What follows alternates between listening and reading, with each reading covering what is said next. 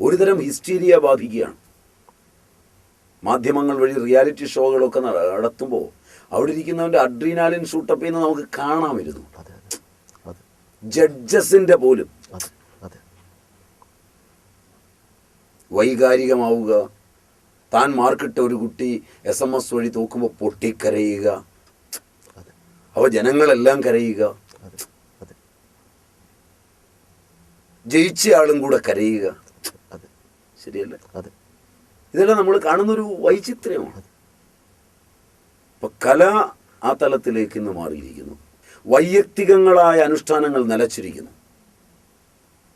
ഒരുവൻ ഏകാന്തതയിലിരുന്ന് അനുഷ്ഠിക്കുന്ന അനുഷ്ഠാന കർമ്മങ്ങളൊക്കെ നിലയ്ക്കുകയും സാമൂഹിക അനുഷ്ഠാനങ്ങൾ ഉണരുകയും ചെയ്തിരിക്കുന്നു. അതിലെ ഏതെങ്കിലും ഒരു വാക്ക് പറയുന്നൊരു വേളയിൽ എല്ലാവരും കൂടെ ഒരേ സ്വരത്തിൽ ഒച്ച വെക്കുക, ഇതൊക്കെ മതമാണെന്നും ഇതൊക്കെ അനുഷ്ഠാനമാണെന്നും ഇതിൽ നിന്നൊക്കെ നിങ്ങൾക്ക് സൗഖ്യം പ്രാപിക്കുമെന്നും ഒക്കെ നിങ്ങളുടെ അഡ്രീനാലിനെ വിശ്വസിപ്പിച്ച് അഡ്രീനാലിൻ ഷൂട്ടപ്പ് ചെയ്ത് നിങ്ങളെ നിത്യരോഗത്തിലേക്ക് കൊണ്ടുപോകുന്നു.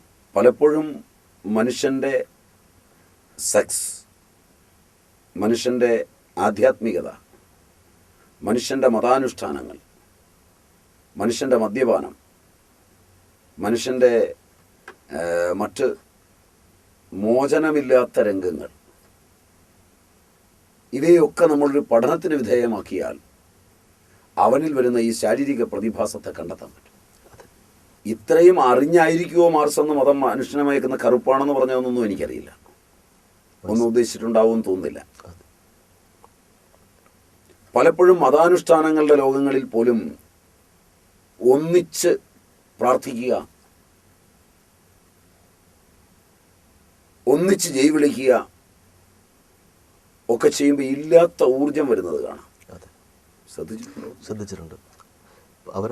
അവർ പ്രത്യേകം പ്രകടമാകുന്നത്, അവർ ആക്രമികമാകുന്ന സമയത്ത് തകർക്കപ്പെട്ടു പോയ സംഭവങ്ങൾ അതിന് സാക്ഷ്യമാണല്ലോ. തീർച്ചയായും മതങ്ങളും ജാതികളും വർണ്ണങ്ങളും രാഷ്ട്രീയവുമെല്ലാം അതിൻ്റെ അനുയായി വൃന്ദങ്ങളെ വൈകാരിക ഭാഷയിൽ ചേർത്തുവെച്ച്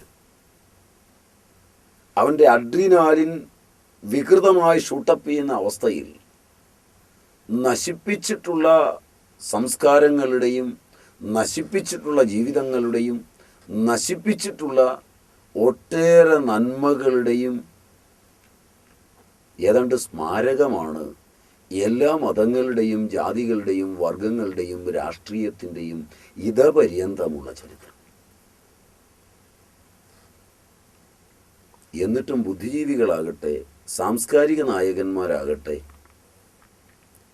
ആ പ്രസ്ഥാനങ്ങളുടെ നേതാക്കന്മാരാകട്ടെ ഒരു പുനരീക്ഷണത്തിന്, ഒരു പുനർവായനയ്ക്ക്, ഒരു പുനർപഠനത്തിന് തയ്യാറായി കണ്ടിട്ടുണ്ട്.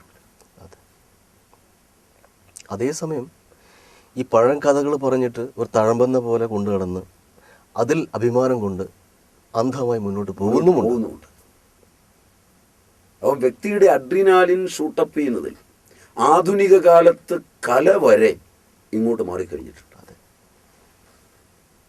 ഒരുതരം ഹിസ്റ്റീരിയ ബാധിക്കുകയാണ്.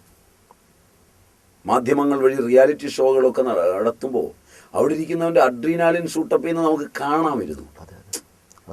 ജഡ്ജസിൻ്റെ പോലും വൈകാരികമാവുക, താൻ മാർക്കിട്ട ഒരു കുട്ടി SMS വഴി തോക്കുമ്പോൾ പൊട്ടിക്കരയുക, അവ ജനങ്ങളെല്ലാം കരയുക, ജയിച്ചയാളും കൂടെ കരയുക. ശരിയല്ലേ? ഇതെല്ലാം നമ്മൾ കാണുന്നൊരു വൈചിത്ര്യമാണ്. ഇപ്പൊ കല ആ തലത്തിലേക്ക് ഇന്ന് മാറിയിരിക്കുന്നു. സാഹിത്യം ആ വൈകാരികത ഉണ്ടാക്കുന്നതിലേക്ക് മാറിയിരിക്കുന്നു. മാധ്യമ സംസ്കൃതി ആ രീതിയിൽ തന്നെ പുനർജനിച്ചു വന്നിരിക്കുന്നു. രാഷ്ട്രീയ സാമൂഹ്യ മണ്ഡലങ്ങൾ അങ്ങനെ ആക്കിയെടുക്കുന്നു. അനുഷ്ഠാനങ്ങൾ മുഴുവൻ ആ തരത്തിൽ രൂപാന്തരപ്പെടുത്തുന്നു. വൈയക്തികങ്ങളായ അനുഷ്ഠാനങ്ങൾ നിലച്ചിരിക്കുന്നു. ഒരുവൻ ഏകാന്തതയിലിരുന്ന് അനുഷ്ഠിക്കുന്ന അനുഷ്ഠാന കർമ്മങ്ങളൊക്കെ നിലയ്ക്കുകയും സാമൂഹിക അനുഷ്ഠാനങ്ങൾ ഉണരുകയും ചെയ്തിരിക്കുന്നു.